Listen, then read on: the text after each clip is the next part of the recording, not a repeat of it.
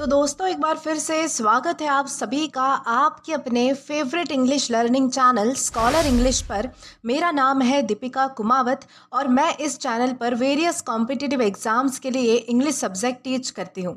तो बेसिकली आज के इस वीडियो में हम एक बहुत ही शानदार और इंटरेस्टिंग पोएम को डिस्कस करने वाले हैं जिसका नाम है the gift outright by Robert Frost. तो चलिए हमारी पोयम में आगे बढ़ने से पहले सबसे पहले हम हमारे पोएट के बारे में थोड़ी बहुत इन्फॉर्मेशन देख लेते हैं। तो दोस्तों अगर बात की जाए हमारे पोएट के बारे में तो रॉबर्ट फ्रॉस्ट इनका जो जन्म है वो 26 March 1874 San Francisco California United States में हुआ था। वो एक American poet, teacher and lecturer थे। लिटरेचर में उनके कंट्रीब्यूशन के लिए उन्हें 4 बार पुलित्जर प्राइज से सम्मानित भी किया गया।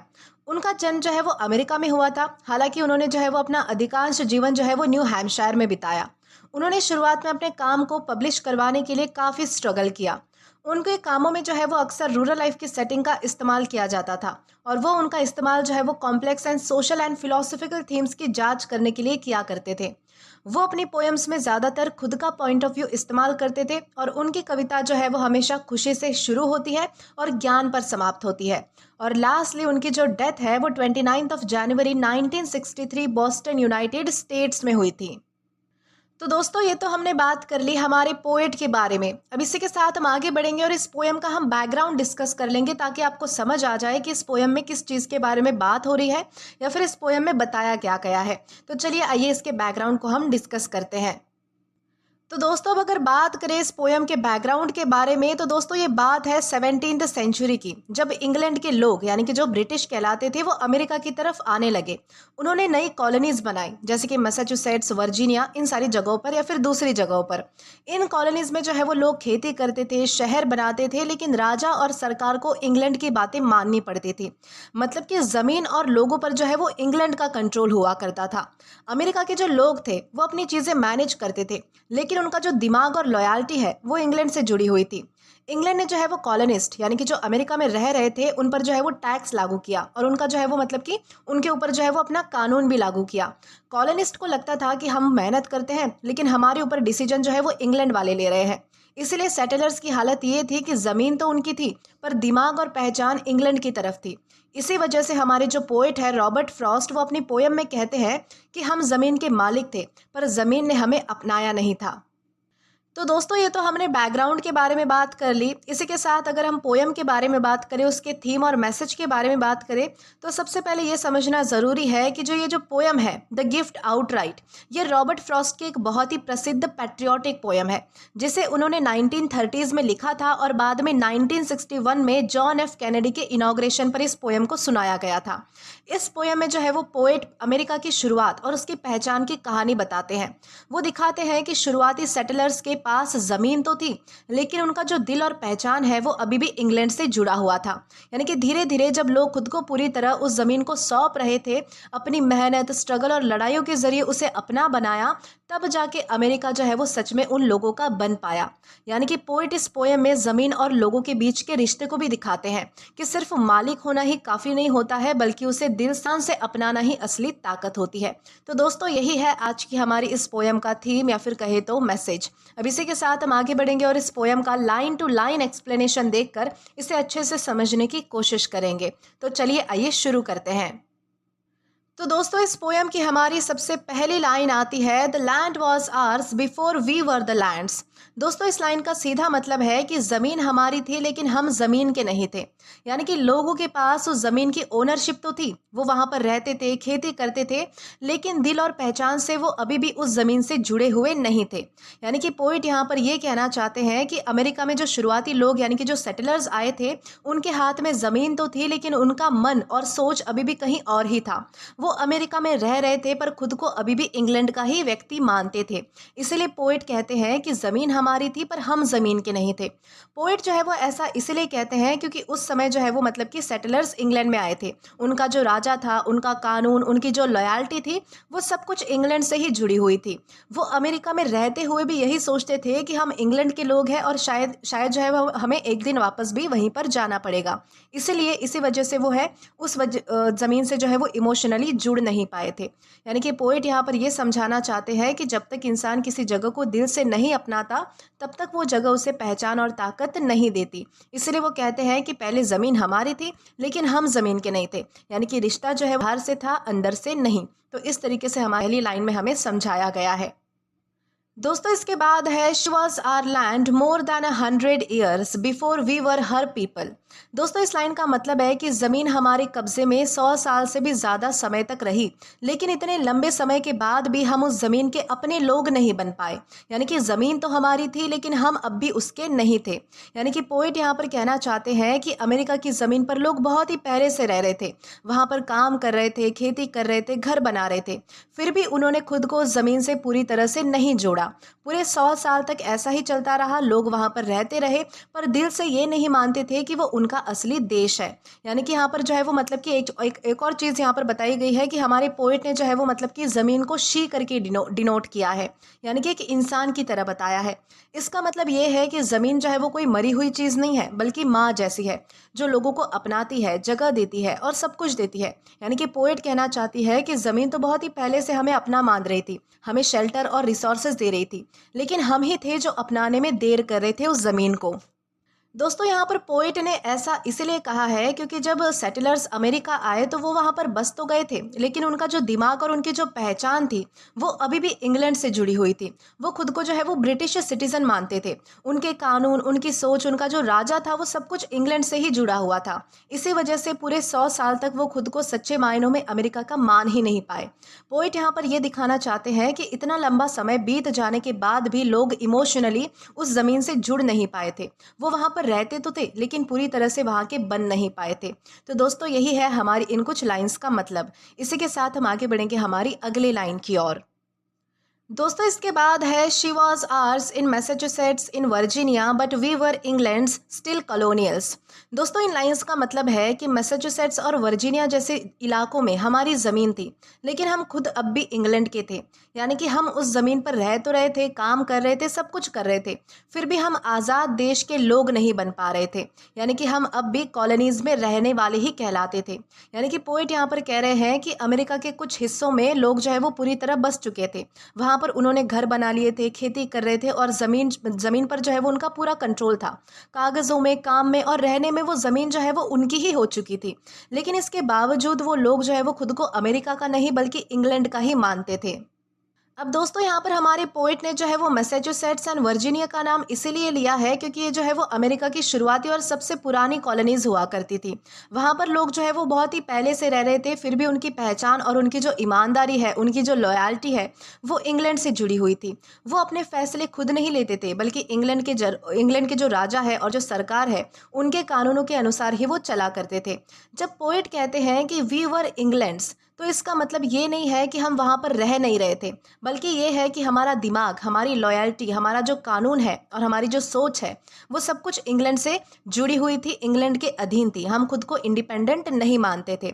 उस समय जो है वो अमेरिका पूरी तरह से इंग्लैंड के कंट्रोल में था। लोग वहाँ पर टैक्स देते थे, ब्रिटिश कानूनों को मानते थे, खुद को जो है वो ब्रिटिश नागरिक समझते थे। इसलिए पोइट कहते हैं कि हम अब भी कॉलोनियल्स थे, यानी कि कॉलोनीज में रहने वाले थे, यानी कि हम किसी के और अधीन थे, पूरी तरह से आज़ाद यानी कि इंडिपेंडेंट नहीं थे।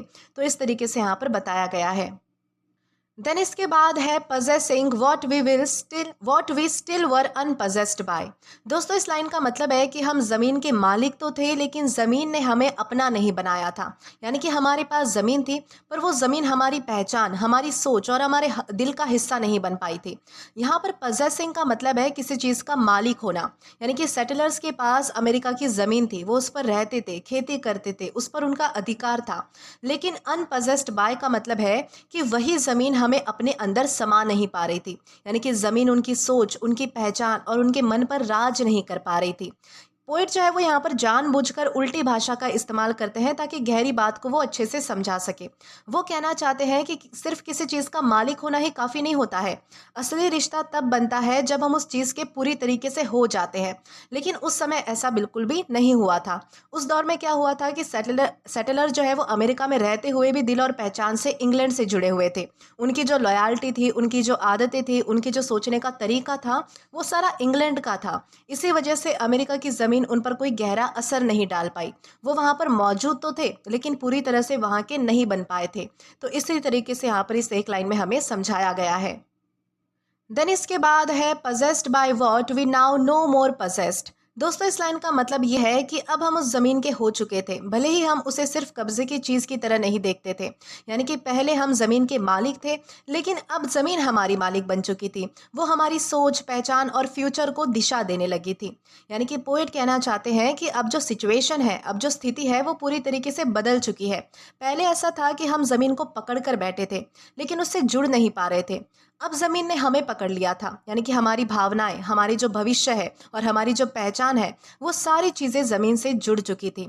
यहाँ पर पोएट जो है वो हमारे फिर से उल्टी भाषा का इस्तेमाल करते हैं ताकि वो गहरी बातों को अच्छे से समझा सके। यानी कि वो कहते हैं कि पहले हम ज़मीन को ओन तो करते थे, लेकिन उससे हमारा कोई रिश्ता नहीं था। अब हम ज़मीन को सिर्फ प्रॉपर्टी की तरह नहीं देखते, बल्कि उसे जो है हम दिल से अपना चुके हैं। इसलिए पोएट कहते हैं कि अब हम ज़मीन के द्वारा क्या हो चुके हैं, तो पजेस्ड हो चुके हैं। अब दोस्तों यहाँ पर कहा गया है नो मोर पजेस्ड। इसका मतलब ये नहीं है कि ज़मीन हमारे पास अब नहीं रही। इसका मतलब ये है कि अब हमने उसे लालच या फिर ओनरशिप की नज़रों से देखना छोड़ दिया है। अब रिश्ता सिर्फ जो है वो मालिक और चीज़ का नहीं बचा, बल्कि अपनापन और पहचान का हो चुका है। और ये जो बदलाव है वो बहुत ज़्यादा स्ट्रगल करने के बाद, बलिदान देने के बाद, आज़ादी की लड़ाई लड़ने के बाद आया है। जब लोगों ने इंग्लैंड से अलग होने का फैसला किया, तब उन्होंने ये भी तय कर लिया था कि अब यही ज़मीन हमारी पहचान बनेगी। अब वापस जाने का कोई रास्ता नहीं है। अब वो सच में उसी ज़मीन के लोग बन चुके थे। तो इस तरीके से यहाँ पर बताया है कि पहले जो है वो ज़मीन हमें अपना नहीं रही थी, यानी कि हम जो है वो ज़मीन को पकड़ कर बैठे थे, लेकिन अब जो है वो ज़मीन ने हमें पजेस्ट कर लिया है। यानी कि ज़मीन द्वारा हम पजेस्ट हो चुके हैं। यानी कि ज़मीन का भी हम अब हमारे ऊपर जो है वो उतना ही हक है जितना कि हमारा उसके ऊपर है। तो इस तरीके से यहाँ पर बताया गया है। दोस्तों इसके बाद है something we were withholding made us weak until we found out that it was ourself. दोस्तों इन लाइंस का मतलब है कि हम कुछ चीज़ें रोक कर बैठे हुए थे, उसे जो है वो पूरी तरीके से दे नहीं रहे थे, और इसी वजह से हम जो है वो कमज़ोर बने हुए थे। बाद में हमें समझ आया कि वो कोई चीज़ जो है वो कोई और नहीं है, बल्कि हम खुद ही थे। यानी कि पोइट यहाँ पर कह रहे हैं कि सेटलर जो है वो पूरी तरीके से स्ट्रांग इसीलिए नहीं बन पा रहे थे क्योंकि वो खुद को पूरी तरीके से जो है वो ज़मीन को सैक्रिफाइस नहीं कर रहे थे। यानी कि खुद को जो है वो ज़मीन के लिए अवेलेबल नहीं कर रहे थे, दे नहीं रहे थे। वो आधे मन से जी रहे थे। उनका शरीर यहाँ था, लेकिन उनका जो मन और पहचान है वो कहीं और ही थी। यहाँ पर विद होल्डिंग का मतलब है कि किसी चीज़ को रोक कर रखना। पोएट कहते हैं कि लोग जो है वो कुछ ना कुछ छुपा कर बैठे हुए थे, पूरी तरह से जो है वो खुलकर नहीं जी रहे थे। वो खुद को रोक रहे थे। यानी कि वो क्या छुपा रहे थे, तो खुद को छुपा रहे थे। वो ये मानने को ही तैयार नहीं थे कि अब वो यही उनका देश है। जब तक वो खुद को पूरी तरह से इस ज़मीन से नहीं जोड़ पाए, तब तक जो है वो अंदर से कैसे थे, तो कमज़ोर ही थे। उन्हें खुद भी नहीं पता था कि वो किस वजह से कमज़ोर है। बाद में उन्हें एहसास हुआ कि ये जो कमज़ोरी की वजह है वो कोई बाहर की चीज़ नहीं है, बल्कि वो खुद ही थे। सेटलर्स जो है वो इंग्लैंड को छोड़ नहीं पा रहे थे। वो इमोशनली, मेंटली वहीं पर अटके हुए थे। इसी वजह से वो एक स्ट्रॉन्ग नेशन नहीं बना पा रहे थे। जब तक उन्होंने खुद को पूरी तरह इंग्लैंड को नहीं सौंपा, तब तक वो आज़ाद और मजबूत महसूस नहीं कर पा रहे थे। इसी तरीके से यहाँ पर बताया गया है। देन इसके बाद है we were withholding from our land of living and forth found salvation in surrender. दोस्तों इन लाइंस का मतलब ये है कि हम अपनी ज़मीन को खुद पूरी तरीके से दे नहीं पा रहे थे, यानी कि खुद को पूरी तरीके से सौंप नहीं रहे थे। और जैसे ही हमने खुद को पूरी तरीके से उस ज़मीन को सौंप दिया, वैसे ही हमें जो है वो सही रास्ता और ताकत मिल गई। यानी कि पोएट यहाँ पर कह रहे हैं कि लोग उस ज़मीन पर रह तो रहे थे, लेकिन दिल से उसे अपना नहीं मान रहे थे। वो खुद कर रोक के रखे हुए थे। जैसे उन्होंने खुद को पूरी तरीके से उस ज़मीन को जोड़ लिया, वैसे ही सब कुछ ठीक होने लगा। यहाँ पर लैंड ऑफ लिविंग से पोएट का मतलब है कि वो ज़मीन जहाँ पर लोग अपना जीवन जी रहे थे, जहाँ पर उनका भविष्य था, लेकिन वो लोग उस ज़मीन को अपना पूरा साथ नहीं दे रहे थे। यानी कि वो आधे मन से वहाँ पर जी रहे थे। विथ होल्डिंग का मतलब जो है वो फिर से यही है कि खुद को रोक कर रखना। यानी कि लोग अपने मन, अपनी लॉयल्टी और अपनी पहचान जो है वो पूरी तरीके से उस ज़मीन को दे नहीं पा रहे थे। अपने आप को उस ज़मीन के लिए जो है वो सैक्रिफाइस नहीं कर पा रहे थे। अब यहाँ पर एक और वर्ड यूज हुआ है सरेंडर। सरेंडर का मतलब ये नहीं है कि हार मान जाना। इसका मतलब है कि खुद को पूरी तरह दे देना। जैसे ही लोगों ने ये मान लिया था कि अब यही हमारी ज़मीन है, यही हमारा देश है, अब पीछे मुड़कर नहीं देखना है, वैसे ही उनके अंदर से जो है वो मतलब कि शांति और ताकत मिली। उनको जो है वो क्या मिली अंदर से, तो शांति और ताकत मिली, यानी कि एक स्ट्रेंथ मिली, पीस मिला। और ये जो बदलाव है वो अमेरिका की आज़ादी की लड़ाई के समय आया था, जब लोगों ने इंग्लैंड से अलग होने का फैसला कर लिया था।